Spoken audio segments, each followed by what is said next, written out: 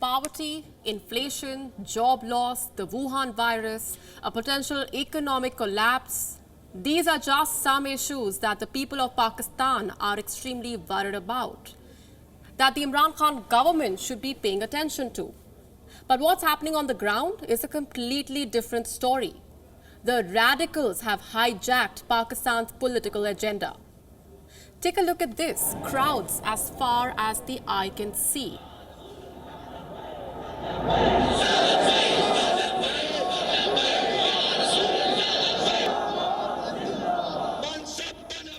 These pictures are of a funeral that happened this weekend.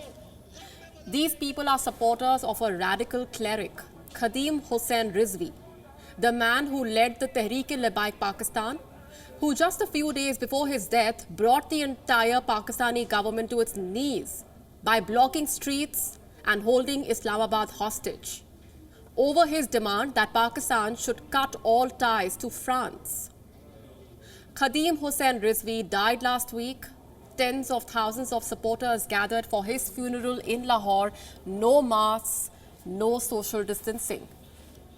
In April, when Pakistan imposed lockdown measures, the Imran Khan government had issued specific orders for religious clerics. It had asked the army to step in if the lockdown measures were violated and if the clerics crossed the line. Well, the army was nowhere to be seen on Saturday. There was no one stopping the hardliners, as they showed utter disregard for the rules.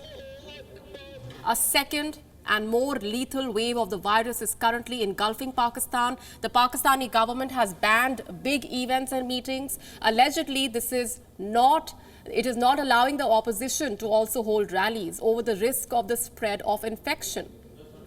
But the same Imran Khan government cannot stop the clerics because the administration is helpless.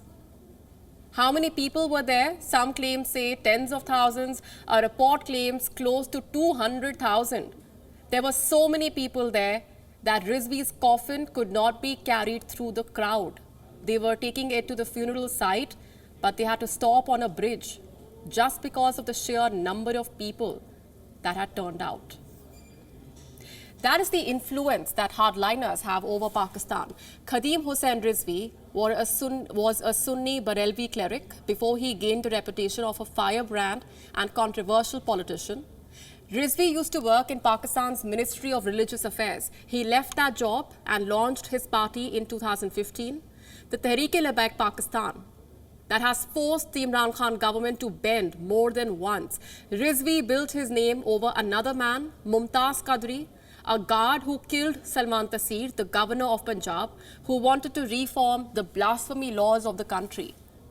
So in the eyes of the Pakistani state, Qadri was a convicted killer. But for Rizvi, he became a source of inspiration to galvanize the crowds. He called Mumtaz Qadri a hero and began a campaign making blasphemy the central issue. Rizvi and his supporters have held Pakistan hostage as many as 3 times. First, with the Faizabad sit-in against the Nawaz Sharif government in 2017, you may remember this. This was the same protest that ended with the Pakistani general distributing cash to the protesters. This is Major General Azhar Naveed Hayat. He was seen handing out those envelopes containing 1,000 Pakistani rupee notes, a gift for the supporters of this radical.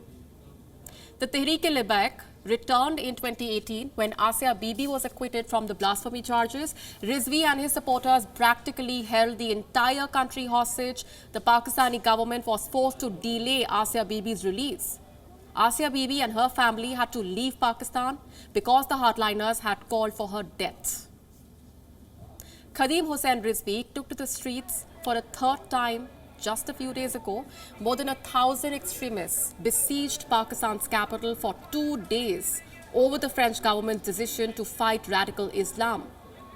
The internet was shut down. Routes to Islamabad were closed because the hardliners were back.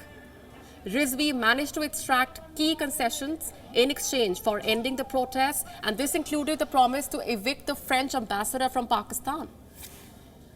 When in opposition, Imran Khan had supported the sit-ins by Rizvi and his supporters. Now the hardliners have taken over Pakistan. They are dictating the policies of the Pakistani government, setting its agenda, and Imran Khan seems to be singing to their tunes.